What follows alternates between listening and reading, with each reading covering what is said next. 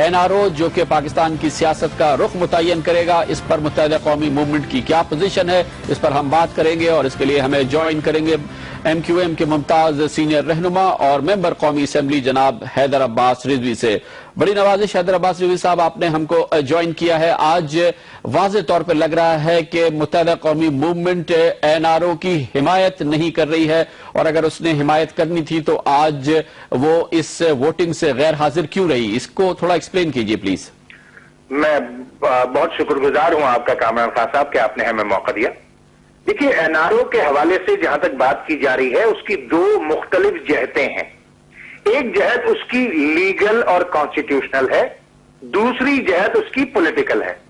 آج قائمہ کمیٹی جو کہ قومی اسمبلی کی، اس میں ہمارے جو ریپرزینٹیٹو موجود تھے، انہوں نے بڑی وضاحت سے اس قائمہ کمیٹی میں یہ بات بیان کی کہ MQM کے آئینی اور قانونی ماہرین اور MQM یہ سمجھتی ہے کہ NRO کو پارلیمنٹ میں لانے کی ضرورت ہی نہیں ہے۔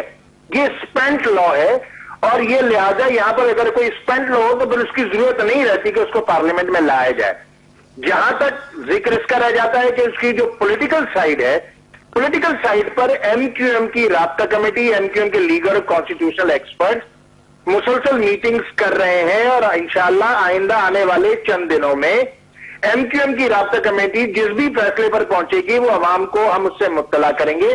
مگر ہم یہاں یہ بھی بات کرنا چاہتے ہیں کہ MQM نہ کسی ریلیف پر یقین رکھتی ہے، نہ کسی ڈیل پر یقین رکھتی ہے، نہ ہم نے کبھی کیا ہے اور نہ ہم اس کو سپورٹ کریں گے، نہ ہم نے اس سے کبھی کوئی ریلیف یا ڈیل کی ہے، نہ کریں گے انشاءاللہ۔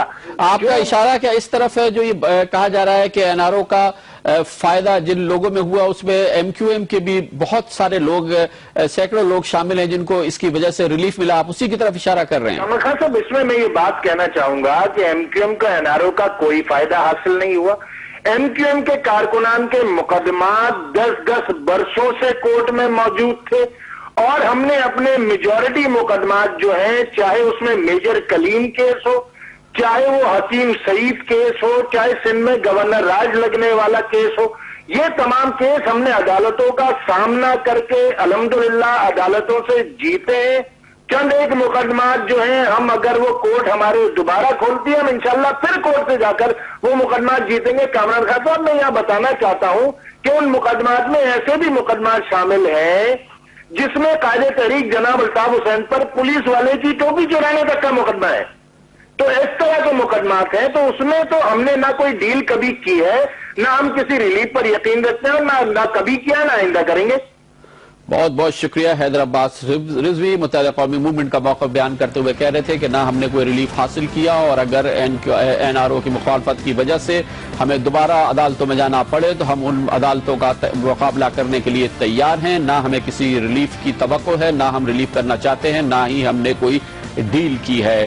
تو حکمراں جماعت کے لیے، حکمراں اتحاد کے لیے یہ اچھی خبر نہیں ہے کہ متحدہ قومی موومنٹ اپنی راہیں جدا کر رہی ہے۔